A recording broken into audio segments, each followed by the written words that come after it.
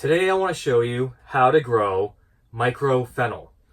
This is a tray that I grew, and this is actually a bronze micro fennel, and it's from True Leaf Market, link in the description. And before I harvest this and get into that, let me show you some clips from some previous videos I made that will show me planting it, and hopefully I have something I can show about maybe some intermediate stage of it growing. And then we'll get into this and how I'm going to harvest it and what I plan on doing with it. This fennel bronze is supposed to be very like a licorice flavor, and because this is the bronze, it's supposed to have a kind of a nice golden bronze look to it. Alright, just as I suspected. These seeds look just like dill seeds, and dill is supposed to be grown wide open on a tray, so you don't stack anything on it. You don't even have to put a humidity dome on it. I'm going to, but I'm going to see if I have a clear one.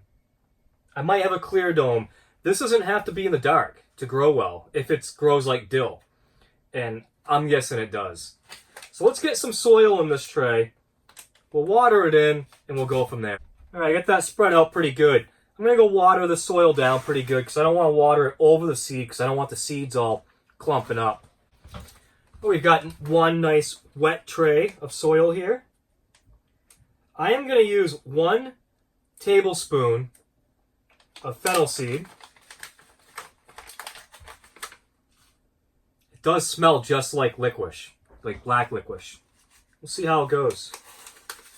I'm going to use just 1 tablespoon, which is actually a whole lot of seed. It's a very small, light seed. Just evenly spread it around here. I think I'm going to put a little bit more on. Let's go with a tablespoon and a quarter. So 1 1/4 tablespoons felt about right for me. I'm going to go put this on the shelf and get it under a humidity dome.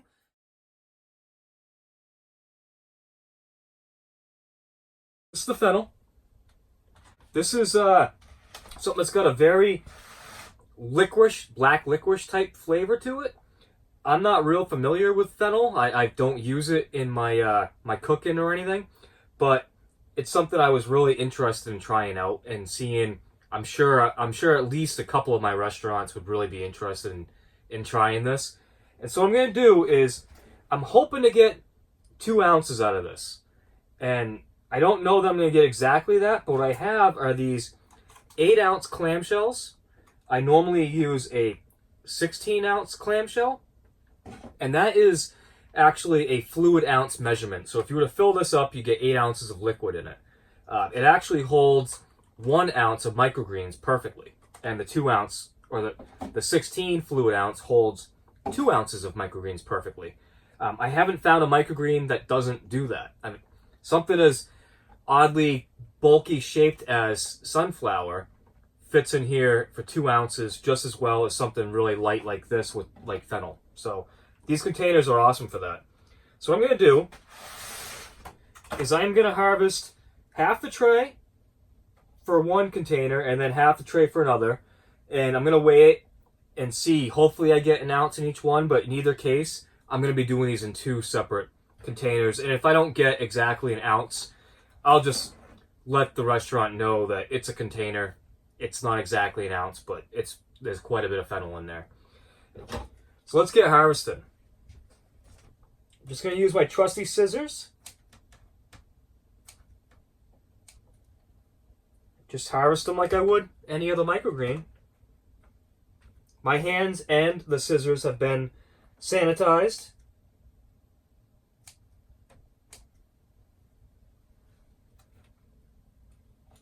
Some of these do have seed holes on them, but I'm leaving them on. Don't think that's a problem. These are a very beautiful microgreen. And I imagine they're going to do really well on some dishes, maybe a dessert or something. And I figured I should probably try one.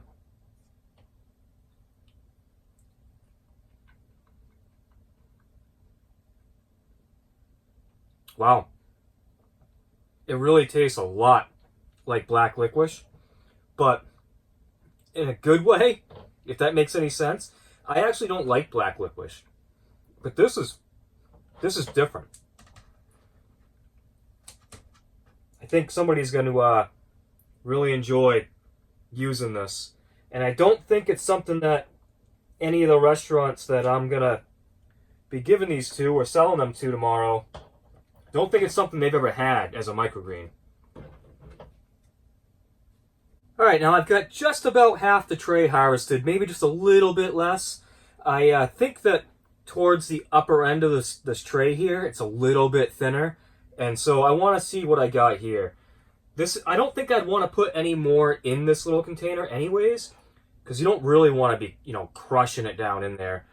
But I got a nice harvest here. This is some beautiful fennel. So let me weigh it up and see what we got. So I zeroed it out with an empty container.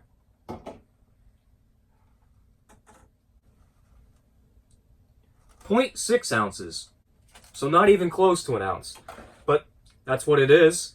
And even at that, I'll probably ask $10 for one of these containers. I think it's worth it. It takes a long time to grow this. I probably got right around a month into this grow. So, to be able to do that, it has to be worth $20 for that tray. I mean, other crops could have taken its place that are worth much more than that. But I'm such a small operation that it's not a big deal to me to have something sit there and take that space. But it does use electricity also, so I probably don't make any money at all. But having this that you can offer somebody now and then is a huge benefit. Restaurants love it when you show up with something they've either never had or that it's rare that you have available or anybody has available for them. So this should be a real treat for them.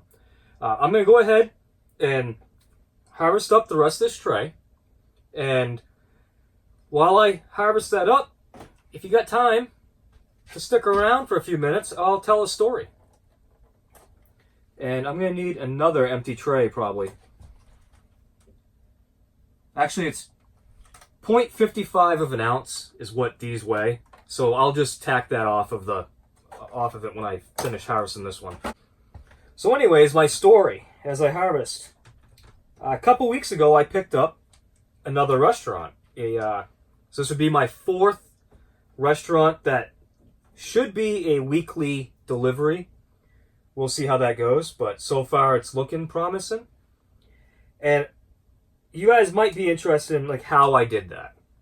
Some of you are just getting started, and I'm sure it's encouraging when you can hear how somebody approaches a restaurant. So there's a restaurant that I go to in a specific town, and I've been going there for probably 2 years now.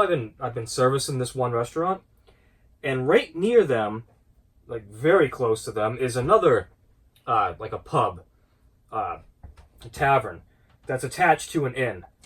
And I never went in there before, but I had a couple packages left because my restaurants on that delivery, they didn't take everything I had that week, and that sometimes happens. And I'd rather have a little bit too much than not have enough.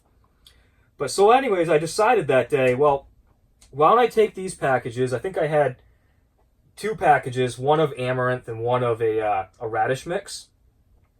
So I figured I'd bring these to that restaurant, introduce myself, and just give them to them and say, let me know what you think. So I did. I walked in. There was a bartender working at that time. The place was a beautiful establishment. I mean, there was a bar there, but the whole place was just pretty upscale. It was a lot nicer than I anticipated it to be, which I don't know why I didn't go in there sooner. So anyways, I asked to speak with the head chef. And of course, they want to know, what am I doing there? I say, I'm a local grower of microgreens, and I'd like to speak with the chef. So he goes, he tries to get the chef, but the chef is busy at that time and wouldn't be able to see me for about 20 minutes or so. And so I said, that's fine. I'm not going to wait because I come by here every single week anyways. Just give him these microgreens and then let them know, I'm a local grower, and I'll be back next Thursday, because that's when I deliver to most of my restaurants. And sorry if this story is getting too long for you guys. So anyways, I come back the next week, ask again, speak with the head chef, and this time the chef comes out, gets excited when he realizes I'm there for the microgreens. And what he told me, though, just blew me away. It kind of made it all worth it. He said that he's got a really talented kitchen staff, and they've got some, really good chefs and cooks and everything, and that they're actually going in a transition point, like in the next month or so, of how to get up to the next level. They already plate their stuff beautifully. It's all very nice food. I've seen it all over Facebook and everything, and I need to get in there and actually try it myself. But he looked at me and said, that's going to be what it takes to get us to the next level. This is exactly what we needed. And I was just so excited to hear, like, my product is what's going to bring up their level of what they offer to their customers. And they already have. They've already started using them. I'm hoping that they'll probably be one of the restaurants that gets one of these packages of Fennel, just because I really think they probably could put it to good use. And it helps by showing different things I can do, even though I'll say that I'm not going to offer Fennel as a something you can ask for. It's something that if it's ready, I can bring it to you, but at the cost that that I'm selling it for, and the amount of time it takes to grow, and that I'm not super familiar with it. I haven't grown any of it before this tray, that I don't feel comfortable promising that. But I'm going to offer it to them tomorrow. Hopefully they're excited about it.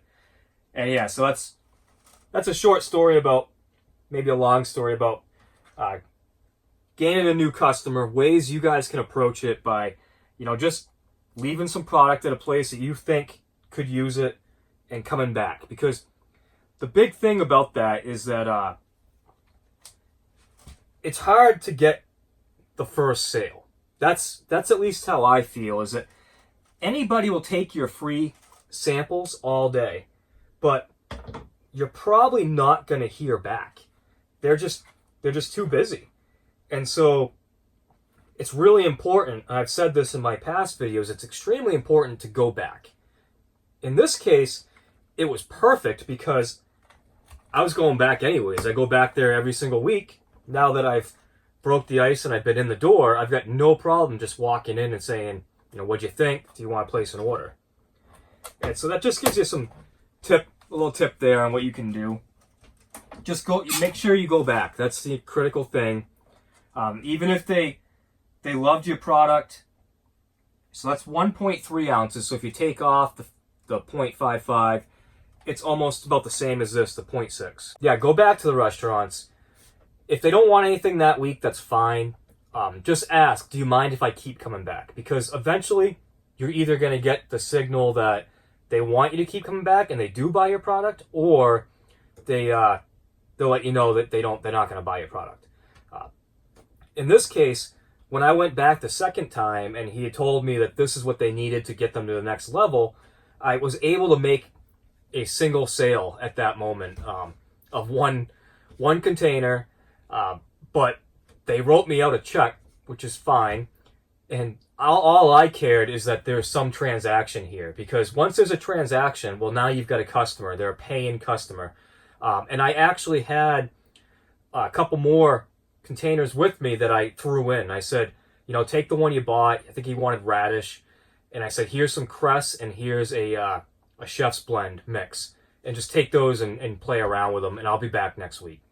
But once that happens, that transaction, now you feel pretty comfortable that they're an actual customer. Because like I said, anybody will just keep taking your free product if you just keep giving them just free product. So yeah, I'll be back there tomorrow. Hopefully they want some Fennel. If not, that's fine. I don't have to keep growing it. Or one of the other restaurants will want it. Hope you enjoyed this video. I'll be making some more really soon. Definitely check out True Leaf Market. If you want to use my affiliate link in the description to purchase anything from them, that's appreciated. I do get a small commission as I am an affiliate for them. And subscribe if you're not. And thank you.